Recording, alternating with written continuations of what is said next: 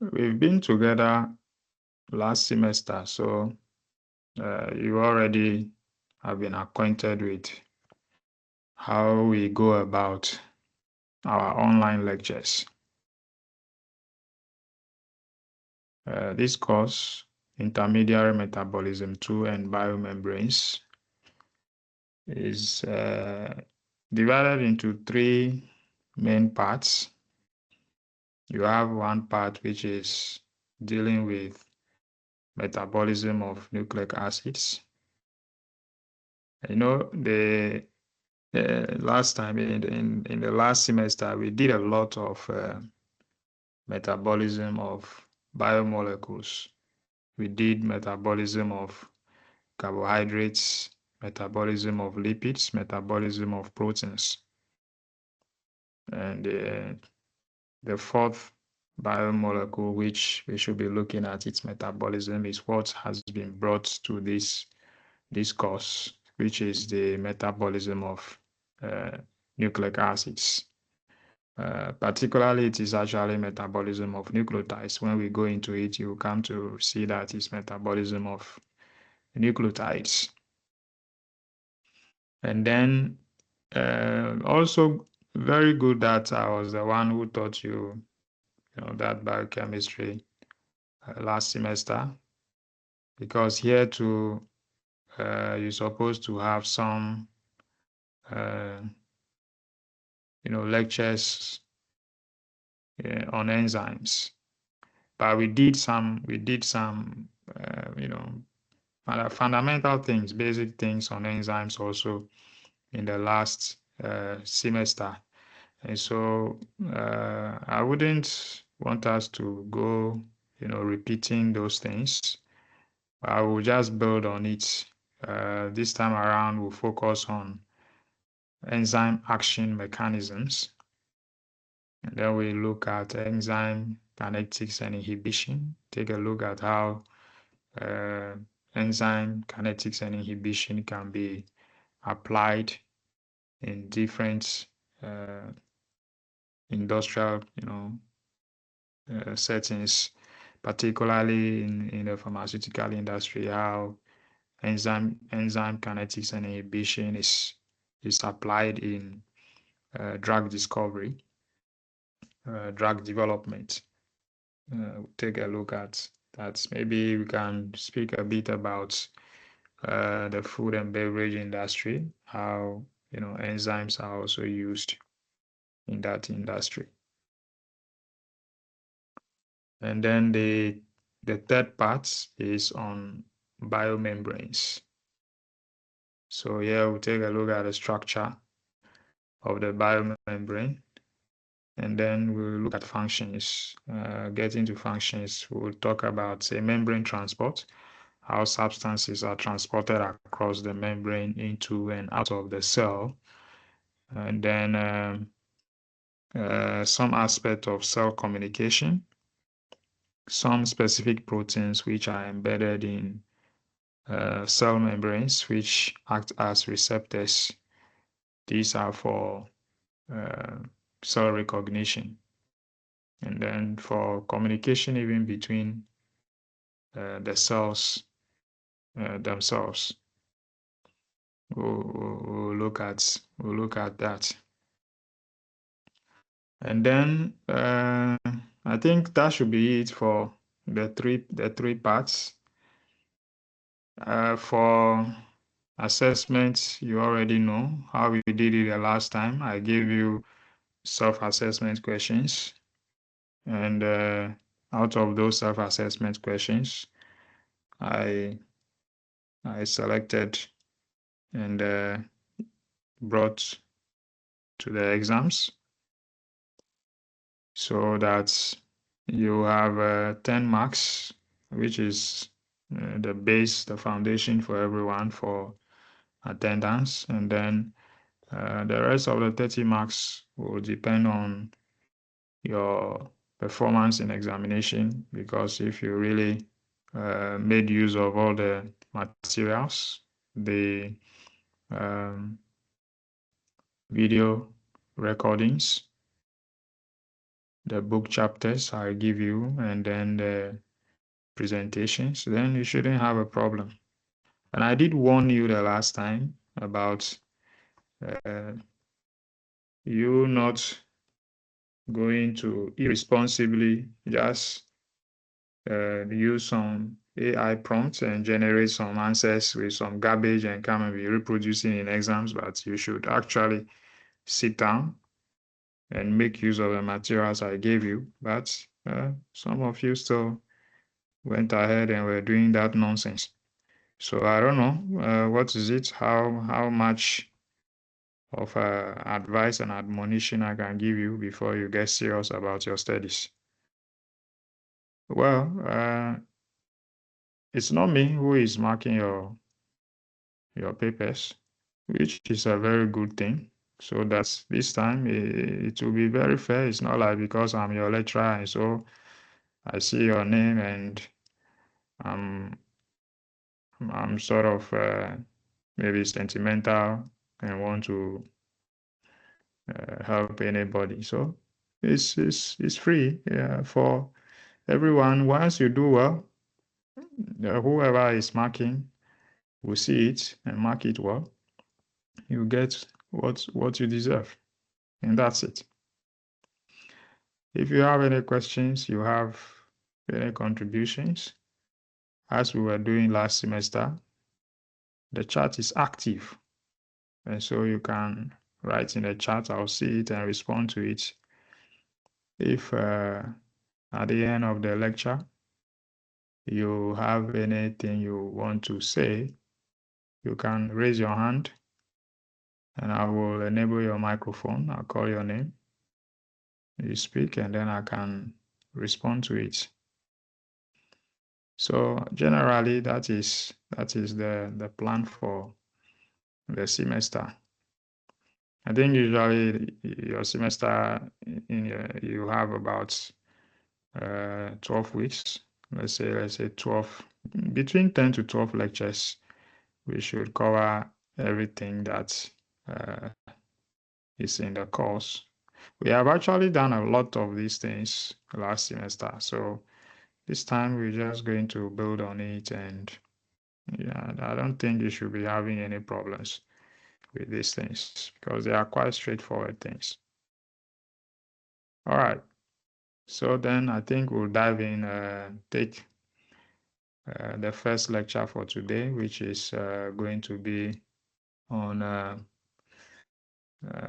some nucleic acid metabolism. So we just start and hope that in about 1 hour, 30 minutes, our meeting should come to a close. Or maybe if you have some things, I'll give you the opportunity. You can speak, respond to it, make use of the rest of the time for such discussions.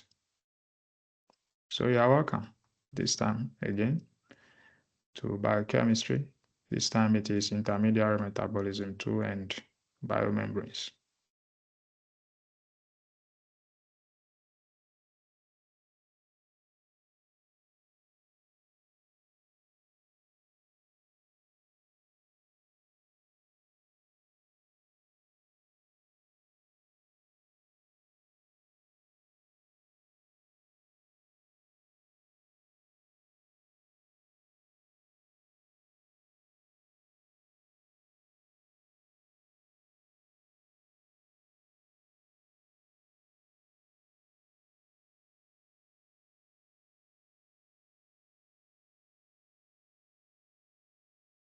Can you see my screen? I'm sharing the screen, but I'm not seeing it on my second screen. I want to be sure that everyone can see the presentation that I'm sharing now before I continue.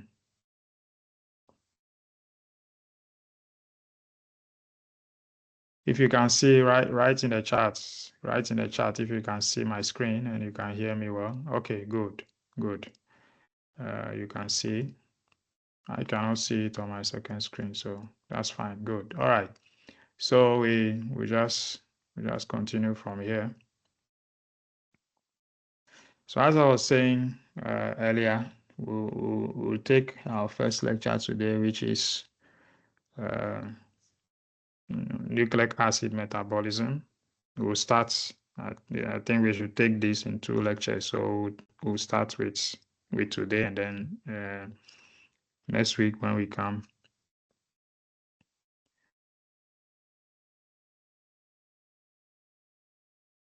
start today, and next week when we come, we'll continue and complete with it.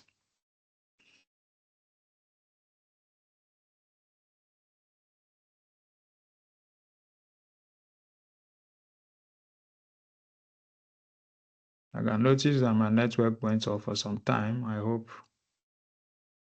I'm back.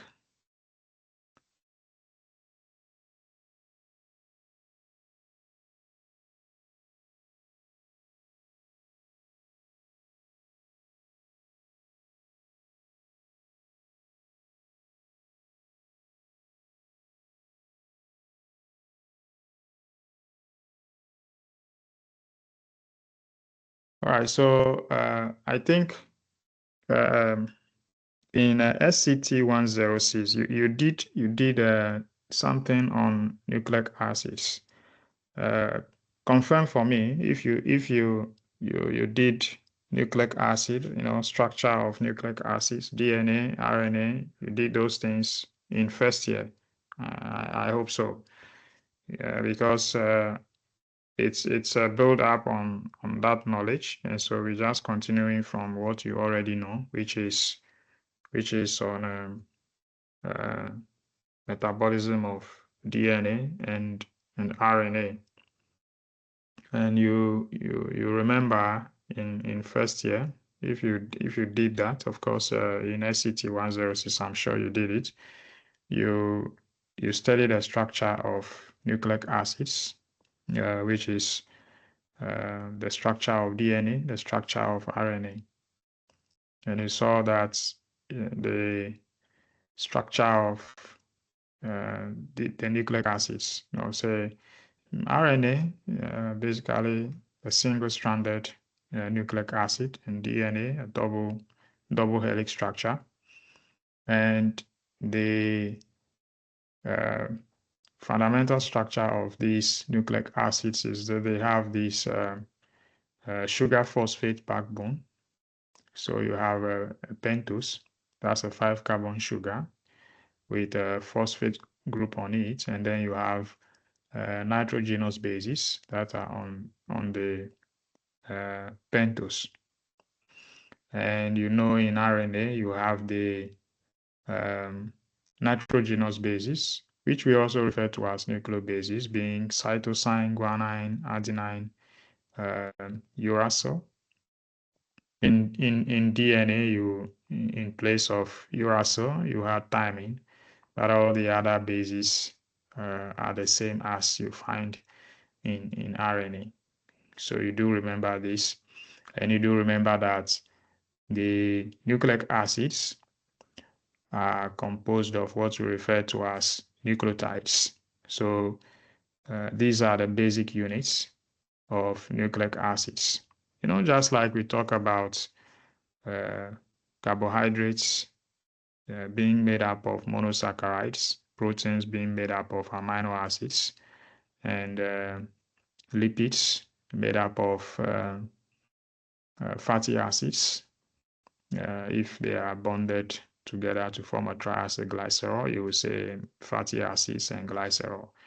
But of course, that is not only glycerol that can be the backbone. Other components we saw when we were doing the lipid metabolism, like some sphingolipids, phospholipids, those can become the backbone upon which other fatty acids are bonded onto. So you do clearly remember that structure of DNA. Now, when we talk of the metabolism of nucleic acids, we are not just talking about, say, the breakdown of the maybe DNA or RNA just into the nucleotides, like, say, the breakdown of the phosphodiester bond between the nucleotides that are bonded together in a nucleic acid strand. No. You remember when we were doing metabolism of proteins, we didn't just talk about the breakdown of peptide bonds between the amino acids. So you have the single amino acids, and that was all. We actually went into what happens to the amino acids, and we looked at processes of transamination, deamination. When we were talking about metabolism of carbohydrates, same thing. We didn't just talk about the breakdown of glycosidic bonds between the monosaccharides. We actually talked about what happens to those monosaccharides. So that's when we talk about the process of glycolysis, the TCA cycle. So we went much deeper into the metabolism of those biomolecules. We did the same thing for lipids. We didn't just talk about, say, the triacylglycerols getting broken off the glycerol backbone, what we refer to as lipolysis. We didn't end there. We actually went ahead and looked at the process of say beta oxidation, alpha oxidation, omega oxidation. We saw all of those, how the fatty acids actually break down to give you the smallest molecules, which so you have until you get acetyl A, which then also goes into the TCA cycle to generate energy. We saw all of that. So it's the same thing we are coming to do with the nucleic acids this time around. We are not just going to look at, say, phosphodiester bonds are broken down between the nitrogenous bases, but we actually will look at what happens to the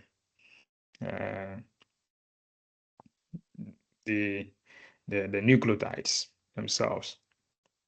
Now, you remember that the nucleotides, as I was saying, have a 5-carbon sugar. It can be a ribose in RNA or deoxyribose in DNA. I can see that even though I've changed my slide, I'm not saying that it has changed on my second screen. I hope it has changed on yours. So as I was saying, you have here on the screen a triphosphate being shown. It's just to show that you can have, apart from the monophosphates, the nucleoside monophosphate, which you have in nucleotides, you can also have diphosphates, triphosphates, but of course those diphosphates and triphosphates have different functions. You don't find them in the nucleic acids. You want to keep in mind that in nucleic acids you only have the monophosphates. I mean the nucleotides which are monophosphates is what you find in either RNA or DNA. Only one phosphate group there. Now, if you take a look at the structure of the nucleotide, clearly, if you have a pentose, which is a sugar, that's a carbohydrate, and you have a phosphate group, if a phosphate group is broken off the sugar, that's an inorganic phosphate that can go into different processes. So that phosphate group can get integrated into protein. I mean, there are proteins which have phosphate groups in them, or that phosphate group can even go into the synthesis of another nucleotide. I mean, just like a recycling, or it goes into the production of some phospholipid. So phosphate group can go into different metabolic pathways. Then the sugar, which is bonded with the base. If the base, which is bonded on the sugar by a glycosidic bond, is also broken off, if that glycosidic bond is broken down, that sugar is carbohydrate. So obviously, you had studied metabolism of carbohydrates already, and so clearly that sugar will go into carbohydrate metabolism. What it means is that you are left with a base, the nitrogenous base. What's the nitrogenous base, which is divided into two groups, the purines and the pyrimidines. So clearly, we can say that even though we are calling this nucleic acid metabolism, if we look at it critically, it is actually metabolism of the nitrogenous bases. Because as I just said, the sugar goes to carbohydrate metabolism. So we've seen that already. The phosphate group is an inorganic group which goes into the production of different phosphorylated biomolecules. It is only the nitrogenous base which is left to undergo some metabolic process. And so we'll take a look at metabolism of the purines and the metabolism of the pyrimidines. And just as we did with the other biomolecules in the first semester when we were looking at catabolism, which is breakdown, and then we go and look at anabolism, what we also refer to as biosynthesis. So when we took each of the biomolecules, we did look at catabolic pathways and anabolic pathways. We're going to do the same thing for this. And today we will take a look at the catabolic pathway of the purines and the pyrimidines. Now, generally, if you take a DNA, if you're talking about breakdown of the nucleic acids, what we are also saying degradation. The DNA or RNA molecule breaks down into, the nucleotides, as we saw. And so that is if you break off the phosphate group from that nucleotide, you have a nucleoside. These things you've already known, the difference between nucleotides and nucleosides. If you have forgotten, go and revise your notes, because I'm sure you did it in first year, so you must go and revise it. Difference between nucleotides and nucleosides. And from the nucleosides, you have the bases that are broken off. And from the bases, further catabolism of the bases, the final product is uric acid. This is particularly in humans, but you come to see that in other living organisms. You can have the uric acid breaking down further into other products. You see along the line that nucleosides can go back, like a recycling, going back into the synthesis of nucleotides, but that is biosynthesis, and so we'll leave that out. That what we refer to as a salvage pathway. The same thing, you have the bases, nitrogenous bases, going back into the synthesis of nucleotides.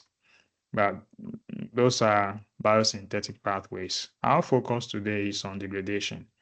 That's breakdown or catabolism. So that's what we're going to take a look at. So generally, we'll be looking at, we say what we'll be looking at is how the bases break down to their final product, the uric acid, and even further in some different organisms, what we find there. We did talk about enzymes and said enzymes were biological catalysts that speed up chemical reactions. The biochemical reactions that occur in the body are catalyzed by enzymes, which were mostly some proteins, We also talk about the fact that even we have some catalytic nucleic acids, RNAs, which we refer to as ribozymes, which are also enzymes, but most enzymes were proteins. Here we have in some specific enzymes which are involved in the metabolism of nucleic acids. And these are nucleases. So the enzymes that are involved in the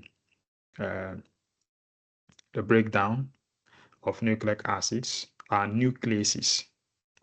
And these nucleases can be divided into two major groups. These are exonucleases and endonucleases. And what's the difference between an exonuclease and an endonuclease? Now, exonucleases are those enzymes that are involved in the breakdown of nucleic acid, the nucleotides at the ends of nucleic acid strands. So, for instance, if you have an exonuclease which breaks off a nucleotide at the 3' end or at the 5' end. So that's an exonuclease. So you have some enzymes which will just be breaking off nucleotides at the terminal ends of the nucleic acid strands. Then you have the endonucleases, which break phosphodiester bonds, not at the ends of the strands, but along the line, along the strand. They break the phosphodiester bonds, and even to some extent they break down the hydrogen bonds, which are between some specific nucleotides. And so I think you remember, I think you did some DNA analysis in the lab. I hope you did so, either last year or maybe this or maybe last semester or first year. If you did some DNA or nucleic acid analysis, you would have come across what you refer to as restriction enzymes, which are used in breaking down nucleic acids. So this is what it means, that you have an endonuclease which is specific to breaking down some specific glycosidic, some specific phosphodiester bond, to break a nucleic acid strand along a specific nucleotide sequence. So these endonucleases, they target specific sequences of nucleotides, and they are able to break the bonds there, so that you do I think you did something on polymerase chain reaction.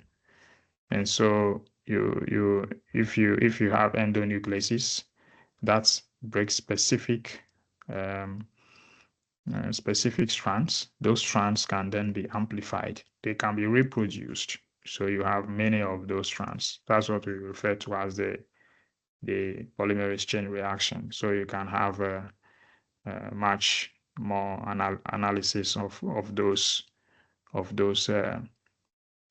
strands, say those specific nucleotide sequences, which are genes coding for some specific proteins. You can study them if you are able to get their fragments. So yes, you have exonucleases and endonucleases. Though you've seen those are the differences that we've just talked about. Then you also have what we refer to as nucleotidase. A nucleotidase. What's a nucleotidase? A nucleotidase is an enzyme that breaks the phosphoester bond between the phosphate group and the pentose in the nucleotide. So that's a nucleotidase. So a nucleotidase will break down nucleotide into a nucleoside and a phosphate group. Because once the phosphate group is broken off, what you have is just the sugar with a base on it. And the sugar with a base on it is a nucleoside. So that's what you have as a nucleotidase. So these are the two major types of enzymes which you find in nucleic acid catabolism. The nucleotidase and the nuclease. So we should take note of the differences between these two types of enzymes.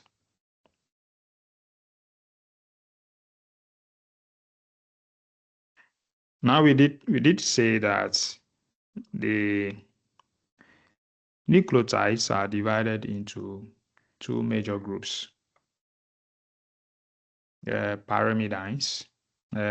So that is the nitrogenous bases. The nitrogenous bases are divided into two major groups, the pyrimidines and the purines. And the purines are adenine and guanine. You do know the pyrimidines are cytosine, thymine, and uracil. Thymine you find in DNA, and uracil you find in RNA.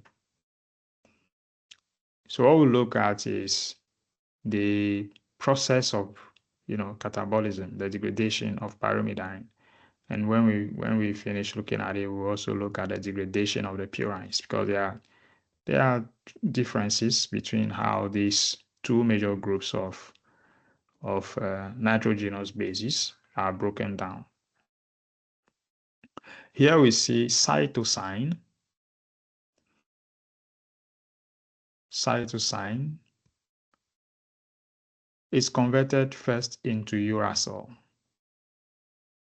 Now, what you notice is that then it means that the catabolic pathway of cytosine and uracil are the same, because now cytosine will have to get converted into uracil before it goes down its catabolic pathway. So obviously, both of them are going down the same metabolic pathway. And what's the difference? What is the difference between cytosine and uracil? I mean, what is happening with that conversion? If you take a look at the structure of cytosine, you see there's an amine group there. It's an amine group there, and you see there's some hydrolytic reaction. At the same time, is also some oxidation going on. You remember when we were doing a metabolism of the proteins, the amino acid, we did talk about some oxidative deamination. So it's a similar thing which is going on here. So you see that in place of that amine group, that NH2 there on cytosine, you now have a C double bond O. So the amine group is cleaved off, and in place of it now is oxygen. So that is some form of oxidative deamination ongoing there. Then the reaction path goes downwards. And you do remember when we talked about the enzymes, we talked about some coenzymes, cofactors. And one of these coenzymes, which you mostly see in biochemical reactions, is some nicotinamide dinucleotide phosphates. And this is a coenzyme that you see a lot of times in oxidative reductive reactions. So clearly, it is some form of oxidation reduction reaction ongoing on here. In this case, what you see is that you have some hydrogen ions, or let's say some protons, which are being transferred onto the uracil, so that you see in uracil, you see there's a double bond. You can see a double bond here. It's a double bond there. But in dihydrouracil, which is formed, that double bond is removed. And the enzyme which is involved in that process is dihydropyrimidine dehydrogenase. We did see classification of enzymes, and the first class of enzymes which we saw last semester was oxidoreductases, which were also being referred to as dehydrogenases. So that's an enzyme which is involved in some reduction reaction there, because that's some transfer of protons there. Those the carbons which have the double bond between them are reduced with hydrogen, and so you have the double bond removed from there. And then the next thing you see is that ring is now broken. So the ring is opened, and that is happening under the activity of dihydropyrimidanase. And you see, so water is coming in that reaction there. So some hydration reaction occurring there, and you see that in place of that C double bond O there, you now have a carboxylic acid group which is formed there. So the water molecule coming in there, of course, is giving out some hydroxyl in addition to that double bond O on that carbon, so that you now have a carboxylic acid group. And the hydrogen that is coming from water then goes on to, this nitrogen, which is NH, is now NH2. So you now have the ring open, which means you will now have a straight chain structure. It's no longer a cyclic structure, but it's a straight chain structure. That is the beta uriidopropionate.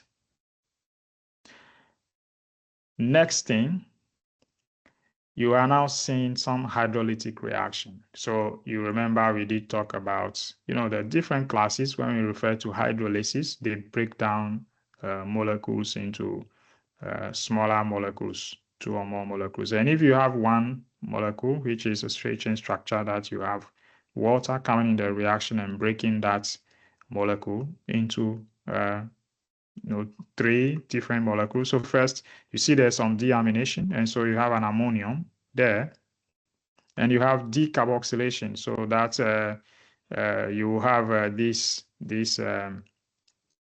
C double bond O there, because there's also water coming in the reaction. You have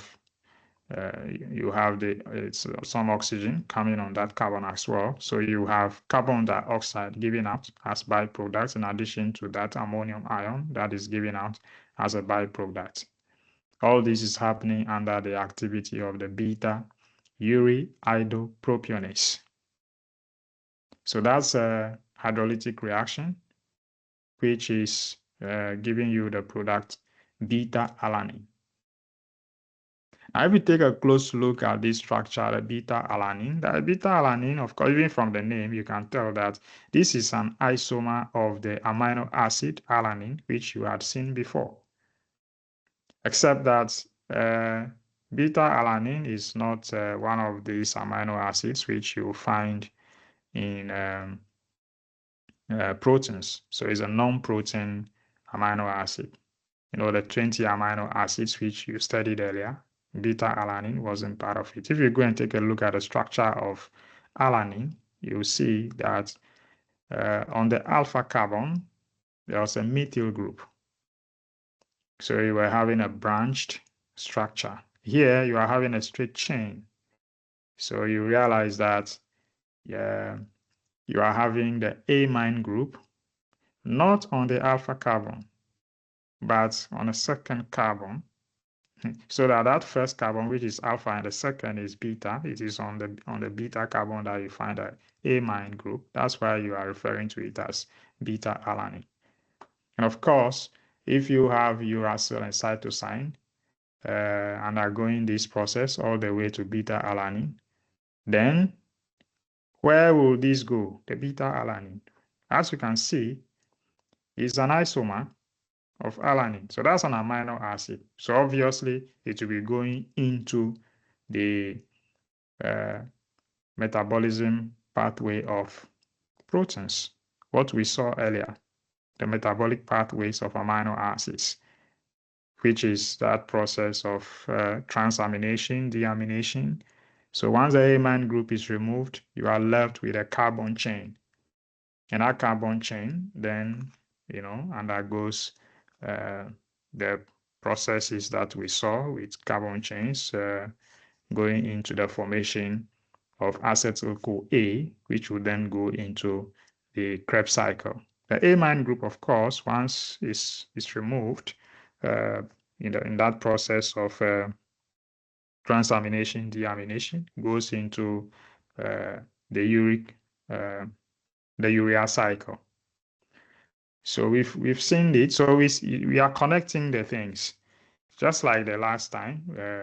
We're connecting metabolism of carbohydrates, proteins, lipids, and you could see that none of these metabolic pathways were standalones, but they were all interconnected.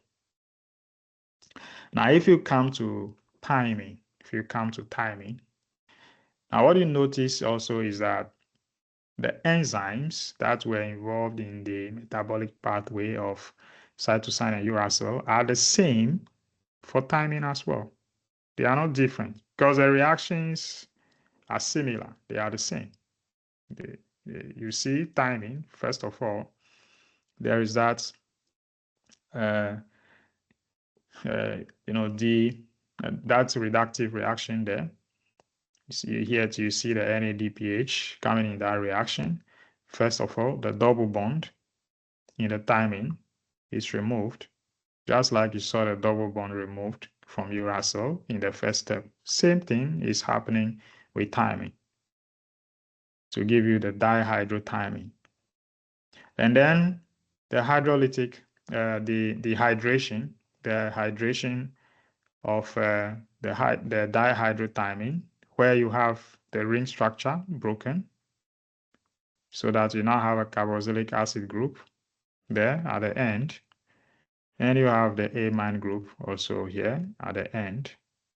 There you have the beta uriisobutyrate. Then the last reaction is also a hydrolytic reaction, just like you saw with the other pathway. And this time too, yes, you have carbon dioxide as a byproduct, ammonium ion as a byproduct, and the final product which you see there, which is a straight chain structure, is now the beta amino isobutyrate. And so you see, this is also another some amino acid, which is also not found in the 20 amino acids, which we saw to be the protein, the amino acids which we find in protein. So the beta amino isobutyrate is also a non-protein amino acid. That will also undergo the process of transamination, deamination. That amine group goes into the urea cycle. The carbon chain goes into the production of some coenzyme A, acetyl-CoA, which will then go into the Krebs cycle, just like we saw with the metabolism of carbohydrates. Right, so then we move on to the degradation of the purines. The degradation of the purines. And we said the purines were what? The purines were adenine and guanine. Adenine and guanine. And so we see, so you do now understand that the nitrogenous bases do not just go straight into the metabolic pathway, but you first find them as nucleotides. And so that's why you are now seeing here that the nucleotide is being referred to AMP, that is adenosine monophosphate. Adenosine monophosphate. Now, two things can happen to adenosine monophosphate. If you take the reaction horizontally, the first reaction horizontally from adenosine monophosphate, the first reaction which is occurring there is deamination. And so you see the enzyme which is catalyzing that reaction is AMP deaminase. That's a hydrolytic reaction. So you see water coming in that reaction, and an amine group is removed from adenine. So you can see the base adenine, the structure is here. So you can see the amine group NH2, which is red. That's what is being removed. Here it's not being shown, and so you can see it from here. And in that process, what you have being formed there is inosine monophosphate, IMP. That's inosine monophosphate. So that is one thing which can happen. Another thing which can happen as the first reaction, it's not deamination, but dephosphorylation, which is to say that you have adenosine monophosphate and you are having the phosphate group, which is being removed first. And which enzyme did we see was responsible for removing the phosphate groups? Nucleotidase. Nucleotidase. So nucleotidase catalyzes the removal of the phosphate group. So that once the phosphate group is removed, what you have left is a nucleoside, which is adenosine. Here, we are not saying we haven't drawn the sugar. We've simplified, we just wrote it ribose, so that we can see it's because we are focused on the base. So the base is bonded onto the ribose. So the amine group is still there. It is the phosphate group which is removed from the sugar to give you adenosine. So either pathway will end up giving you inosine, because from inosine monophosphate, after you have the amine group removed, the next thing which is happening now is the dephosphorylation, the nucleotidase. So the only thing which is happening in these two variants is that in the horizontal pathway coming down, you first have deamination before dephosphorylation. But if you take the reaction pathway, vertically before horizontally, then you are having dephosphorylation first before deamination. But these two pathways will end up giving you this parent molecule of adenosine, which is inosine, where you have now the amine group is removed from adenine, and a phosphate group is also removed from the pentose, the ribose. And so you are left with inosine. And the reaction continues downwards, where you have inosine being converted into hypoxanthine. And that is by purine nucleoside phosphorylase. The name tells you that some phosphorylation reaction which is occurring there, because you can even see a phosphate group coming in there onto inosine to give you hypoxanthine. Then you see oxidation of hypoxanthine to xanthine.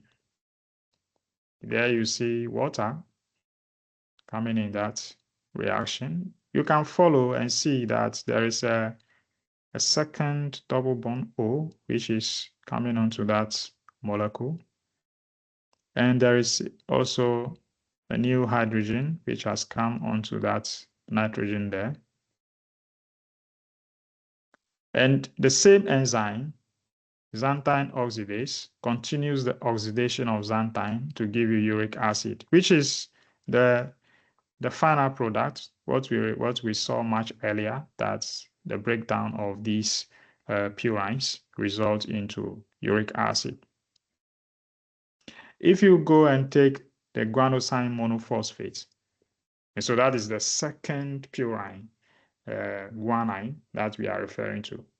Say first we took the breakdown of adenine, but we started with its nucleotide, which is the adenosine monophosphate. The same thing, we are now talking about guanine, but we are starting with its nucleotide, the guanosine monophosphate.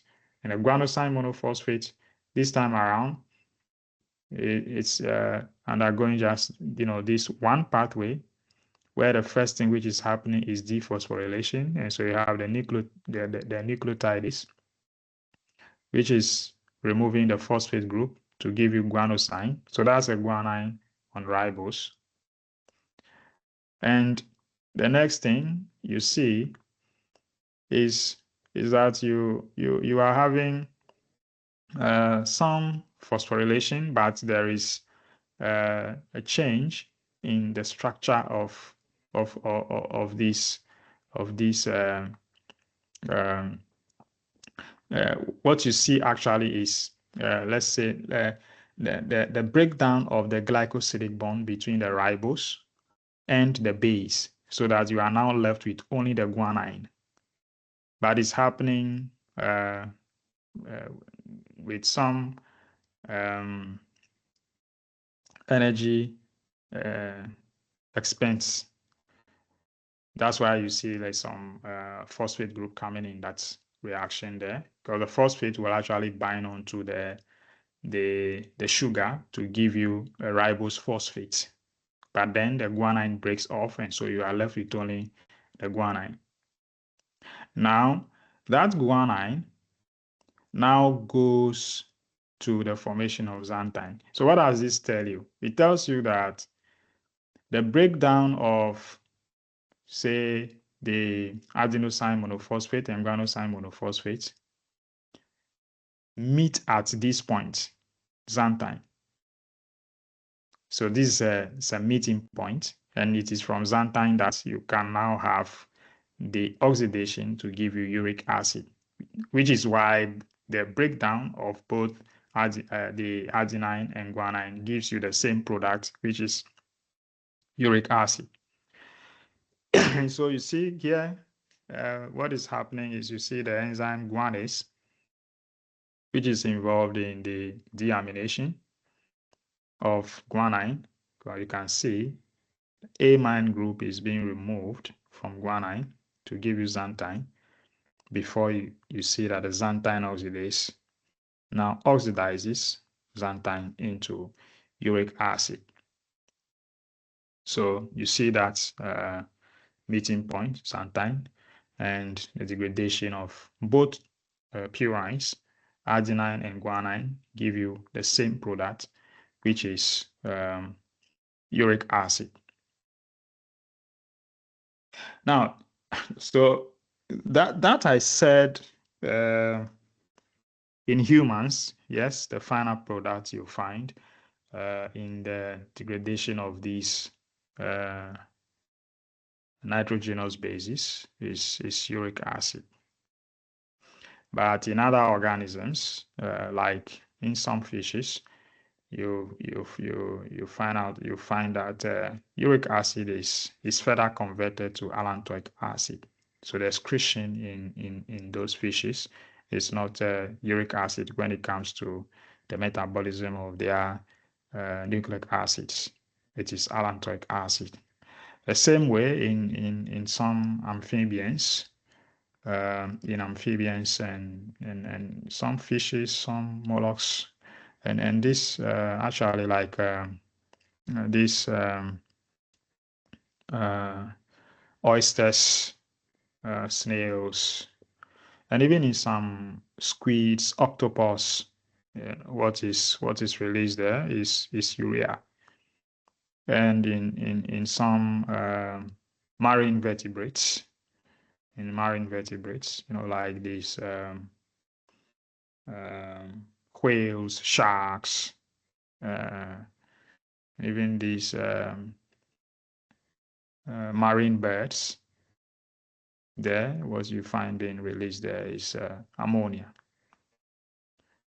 All right, so you find these differences with other organisms, compared to humans, where the final product there is uric acid, but in other organisms that can be converted further into these other products. Now, this brings us to some health implications of these things. Looking at what we refer to as hyperuricemia, which is a condition where there is a secretion of uric acid in elevated amounts, so that you have the uric acid concentration in, say, blood serum, being high. Now, what you see is so different things can result. Different things. Okay, somebody say you can't hear me. I'm surprised, because my microphone is on the highest volume. I hope you can hear me now. In any case, the lecture is being recorded, so if you do have any network problems, I hope that later the video is recorded well, so that you can hear it. Myself, I can notice that my internet is quite a little slow between. Excuse me, because I notice when I change my slide on my second screen, it takes some time before I see that the change has occurred, which is why sometimes I try to slow down a bit for the slide to change before I continue. That is quite slow today, but I hope the video is recording well, so that in the end, even if anything you didn't hear, you can listen to the video and you hear it well. All right, so I was talking about the different things which can result into hyperuricemia. We did look at carbohydrate metabolism, and you should remember, or if you don't, you should go and revise that pathway of glycolysis where we saw glucose getting phosphorylated to glucose 6-phosphate and going down that glycolytic pathway. Now we do have glucose 6-phosphatase, which is responsible, for dephosphorylation of, say, glucose 6-phosphate to get back glucose.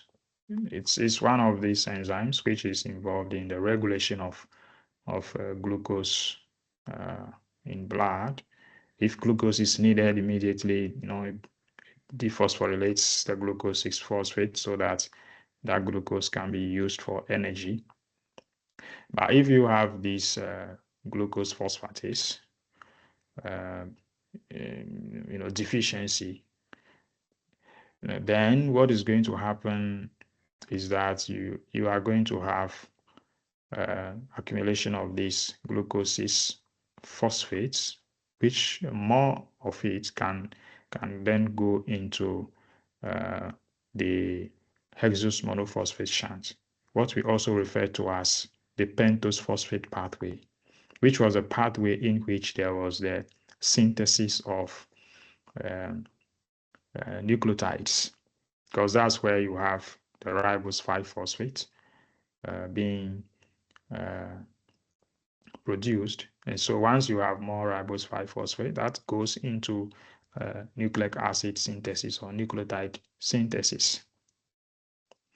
And in that pathway also, you do have the phosphoribosol pyrophosphate synthetase, which is also an enzyme, responsible there for the, you find it in the biosynthetic pathway of nucleotides. When we come to the biosynthetic pathway or the anabolic pathway, you will see this enzyme there, the phosphoribosol pyrophosphate synthetase. So that enzyme too, if it's in elevated amounts, what it means is that you're going to have, the reaction further down, going into the synthesis of more of these nucleotides.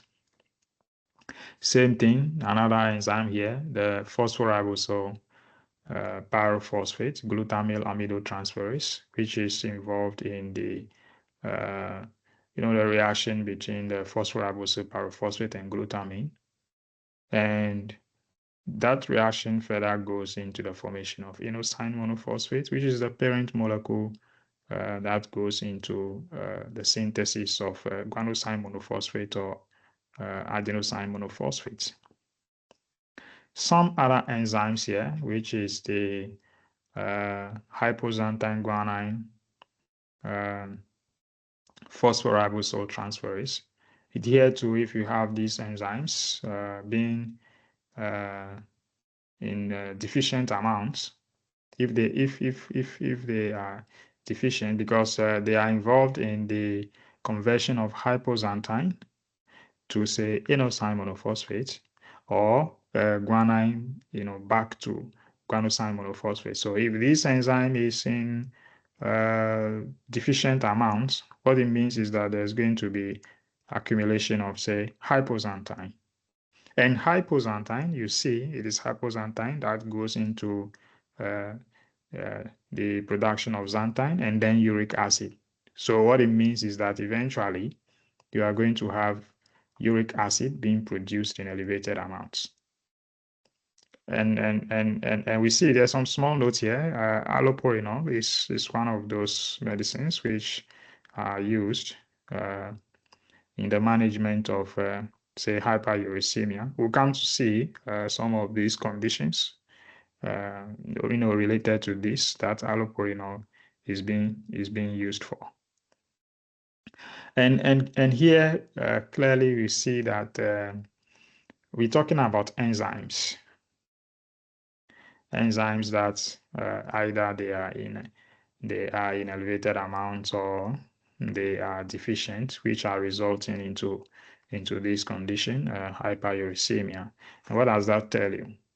You do remember that these enzymes, most of them are proteins, and these proteins are coded for. You remember that the proteins are synthesized from some specific genes. So there's some genetic,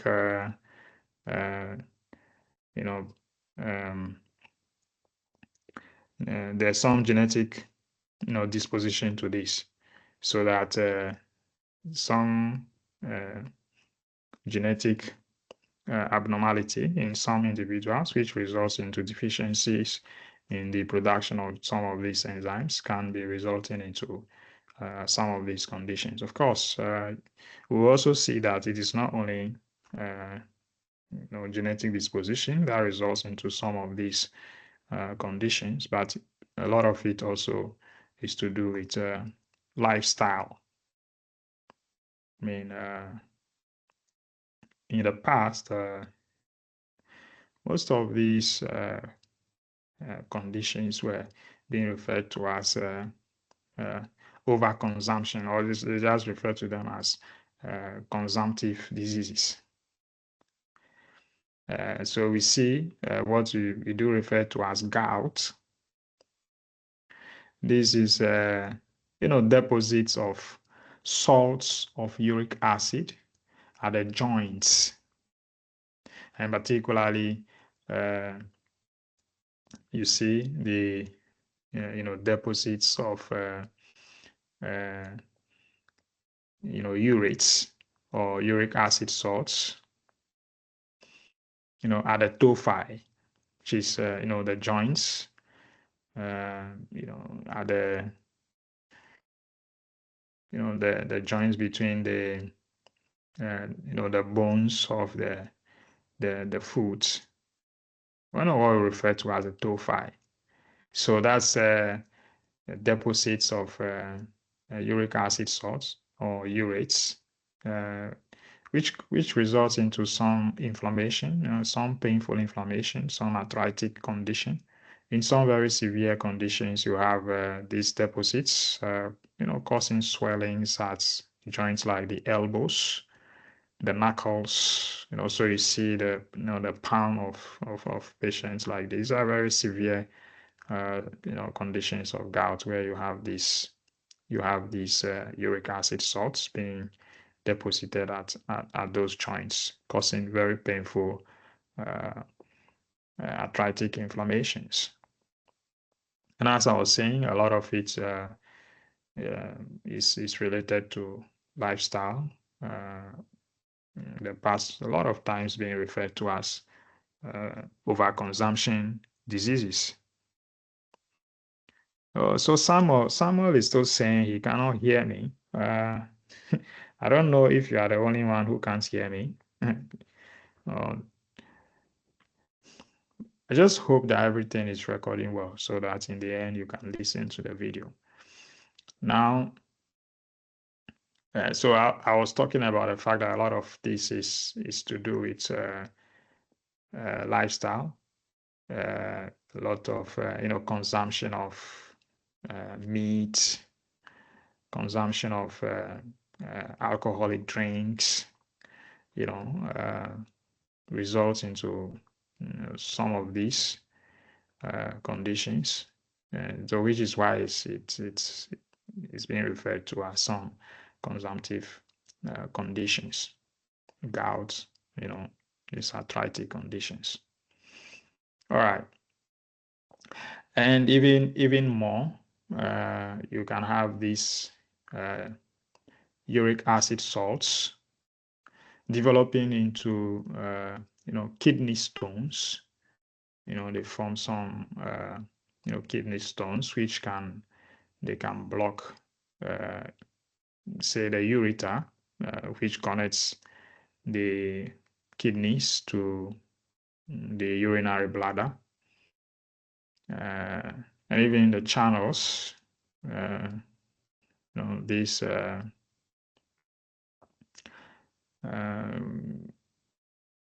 channels in the kidneys themselves. So all of these can result into some kidney inflammation, kidney failure. These renal channels, if they are blocked, can be resulting into some conditions, some severe conditions of the kidney failure or renal damage can be resulting from that. So Abubakari says, can gout be cured or treated? Of course, there are we'll come to the medications which are given for the management of these conditions. It depends on the stage at which it is. Usually, the medications are for their management, especially. So, for instance, we are now talking about kidney stones. So, those medications will help in the breakdown of the kidney stones so that they are excreted out of the body. But you also will find that these persons will also be asked to use some diet control. So as I said, consumption of say meat and alcohol, all of those things will have to be stopped in order to control the production of these uric acid, which will then go into the formation of these the salts, the urates, and the kidney stones forming. So yes, of course, there's that treatment for it, where you control your diet, and then you have some medications which also act on they become like inhibitors of some enzyme. We just saw allopurinol as an example. When we go ahead, we'll see some as well, which will inhibit the activity of, say, the xanthine oxidase, which is involved in the formation of uric acid. Then also we have the system of the thyroid system, which is involved in the metabolism of different biomolecules. If you take a look at the metabolic pathways of carbohydrates, proteins, lipids, you find that the thyroid hormone is involved in the regulation of these metabolic pathways. And you see that that thyroid system is such that you have the hypothalamus, which is part of the brain, which controls the pituitary gland, and you have the thyrotropin releasing hormone, which is being released from the say the anterior pituitary, which will be acting producing this the pituitary gland is going to be producing this what we refer to as the thyroid stimulating hormone. And the thyroid stimulating hormone will stimulate the thyroid gland to produce these thyroid hormones, the triiodothyronine and the tetraiodothyronine. Itself will also, act back on the pituitary gland, sort of give it some feedback, inhibition there, the same way it gives feedback to the hypothalamus as well. But if you look at the structure of the thyrotropin releasing hormone itself, you realize that it is a tripeptide. It consists of 3 amino acids, proline, histidine, and pyroglutamate, which is an isomer of glutamates. And so clearly, if this hormone is also a peptide, and then of course its synthesis is also going to be controlled genetically, so that we have some genetic disposition to this as well, that if you have in persons where there's some deficiency in that thyroid system, and that results into deficiencies in metabolic pathways, including the metabolism of nucleic acid. It can then result into some of these metabolic disorders of the nucleic acids. We see the thyroid stimulating hormone even further. I think this is just what we were looking at much earlier. And I think maybe a bit of some historical background of what has happened in Ghana for some years back. Some years back, if you went onto the Ghanaian market to buy salt, the salts which we had on the market were just the rock salts. I mean, what you refer to as Adan salt. That's what was there, a lot of times. But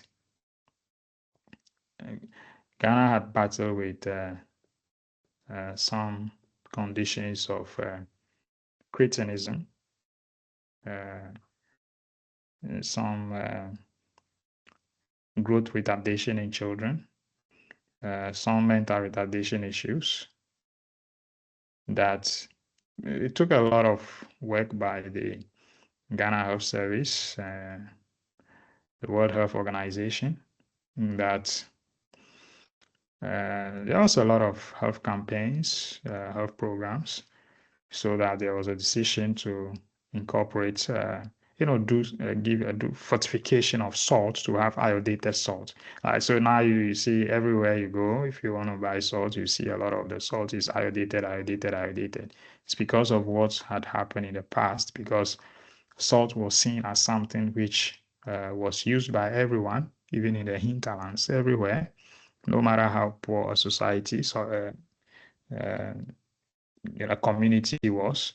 They always use salt to cook, and so if salt was iodinated, then of course there will be enough there will be enough iodine, particularly for pregnant women, who, if there was a lack of iodine in their food, could be affecting the newborn babies and their growth.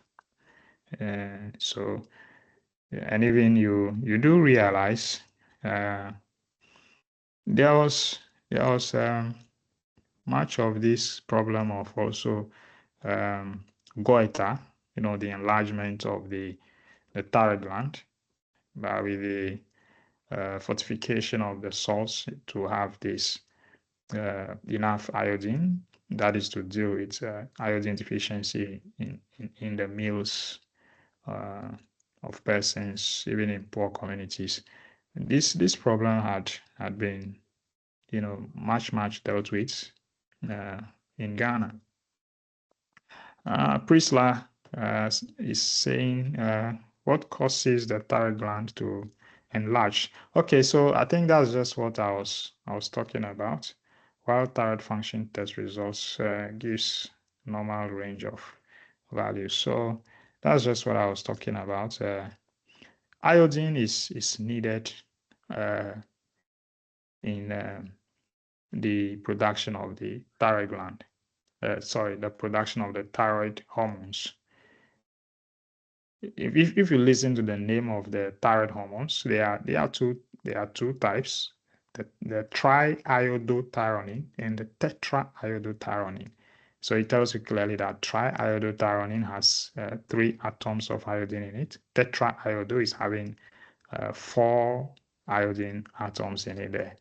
And so if there is deficiency of iodine, what happens is that the thyroid gland, wanting to compensate for that, keeps enlarging. And so it is deficiency of iodine is known to result into the enlargement of thyroid gland. Because you do know that you have the thyroid gland also, involving what is referred to as the iodide uptake and organification. That's a conversion of iodine from its inactive form into its active form. So yes, you can be having a thyroid function test giving some normal range of values, but there is some enlargement because you are seeing that the thyroid gland is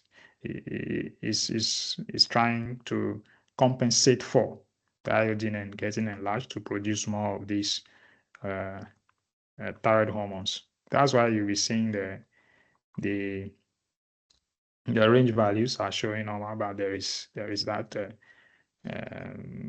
enlargement ongoing there. The enlargement is actually what is compensating for the deficiency which was occurring. So that if you do the test, to be showing as if everything is normal, but the gland is enlarged. All right. So yes, thyroid hormone system, which I was talking about, involved in regulation of different metabolic pathways.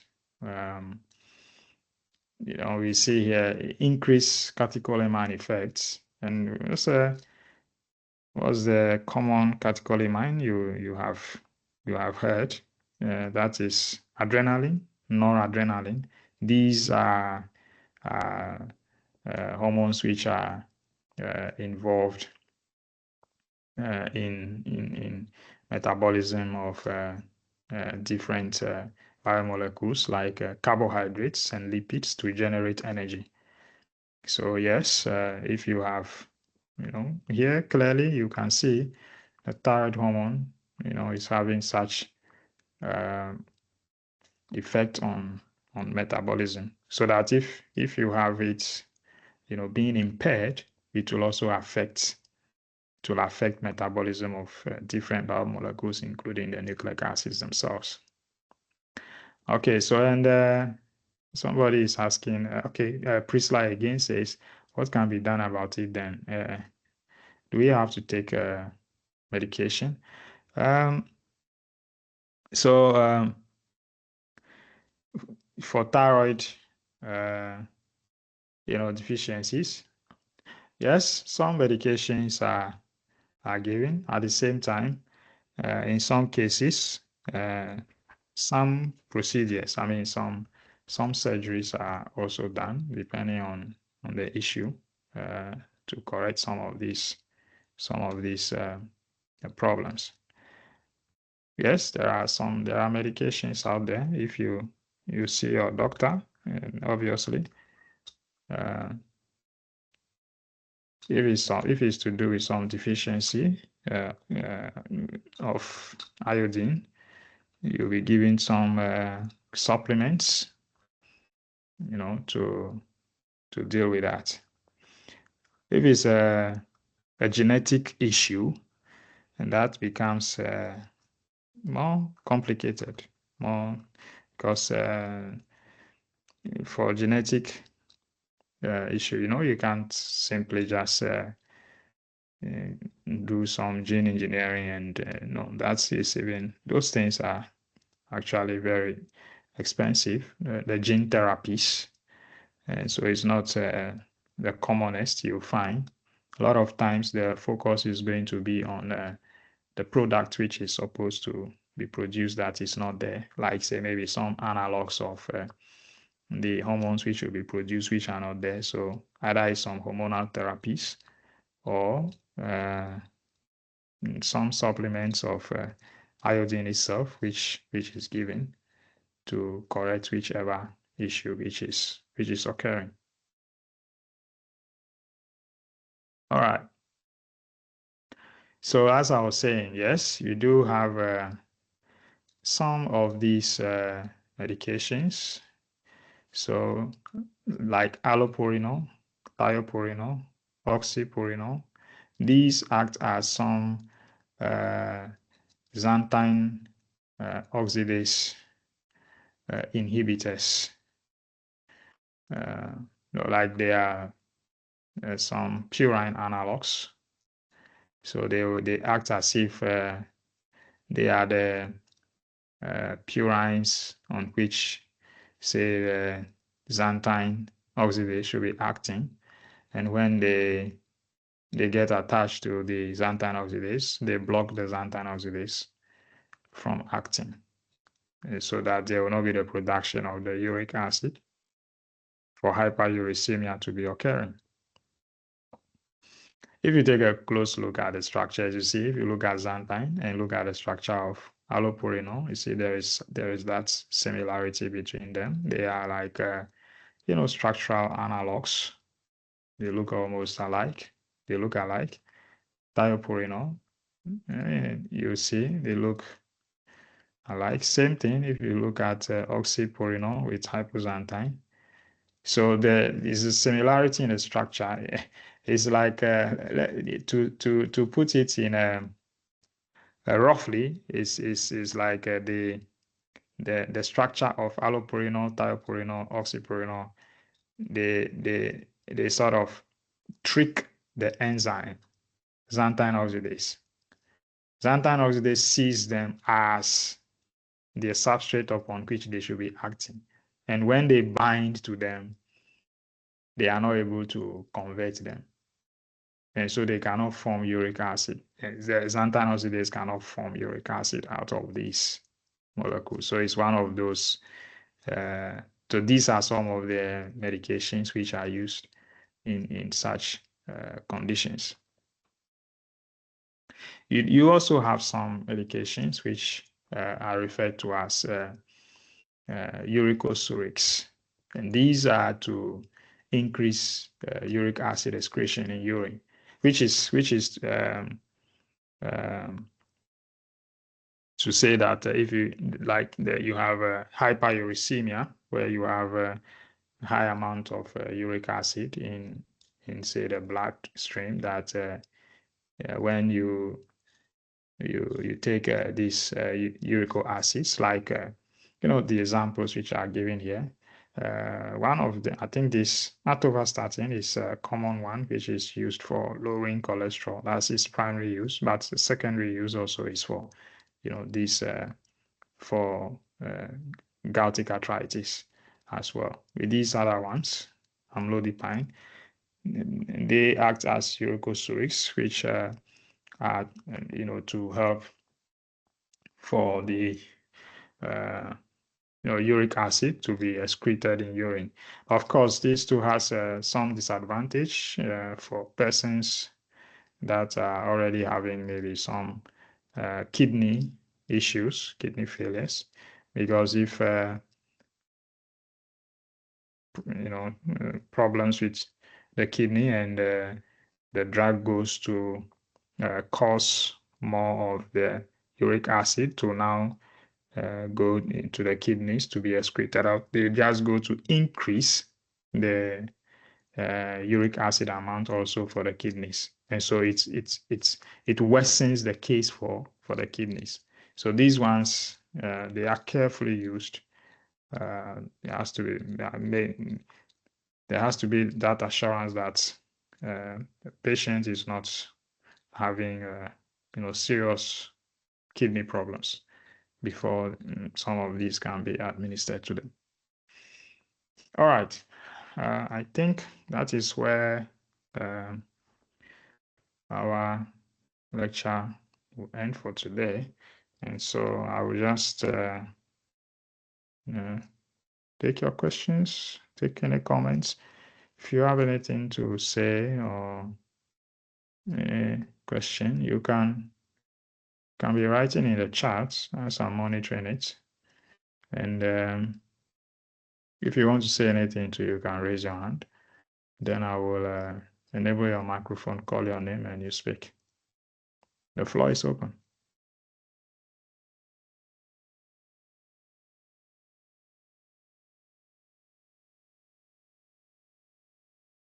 Well, somebody says amlodipine is blood pressure medication. Yes. As I said, I did mention that. So, for instance, atorvastatin is a medication which is used for lowering cholesterol. Similar thing like amlodipine.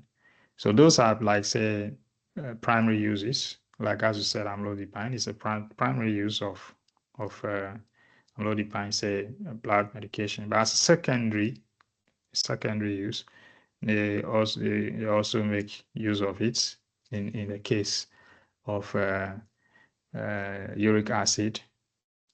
So like hyperuricemia, as I was saying, as a uric acid, as a uricosuric. So yes, it's a blood pressure medication. That is its primary use.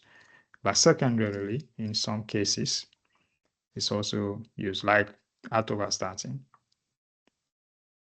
Because if you have a high amount of cholesterol, it goes to form plaques in blood vessels, and it cause increase of blood pressure. So in that case, for atorvastatin as well, yes, blood pressure, but then secondarily is also used. Letitia says some of the writings on the slides were blurred. I think it's to do with network. It could be your network. But whatever it is, we've recorded that this lecture is being recorded. So after this, I'll share the link with you so you can watch it. So that if anything was blurred to you during the lecture, the recording, I'm sure it will be clear, and you can then see it clearly. All right. The floor is still open if you have anything to say.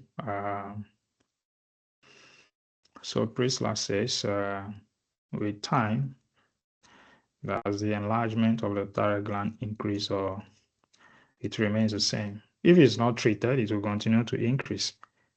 It has to be treated. That's the reason why you see in Ghana, if in Accra, don't you see sometimes some of these people who are along the streets, seeking funds for treatment of diseases. I think I've seen along the street some of these one or two people with some very enlarged, goiters, such. So it has to be treated. If it's not treated, it will get larger and larger. It has to be treated. Joshua says the slides. I always share my slides after the lecture, so don't worry about it. You have been in my class the whole of last semester. You know that. Yes. I think we still have about some 26 minutes more. So if you have any questions, any comments, anything, either you raise your hand or you can write in the chat. Your class is a large one, but today I see you are only 65 people here.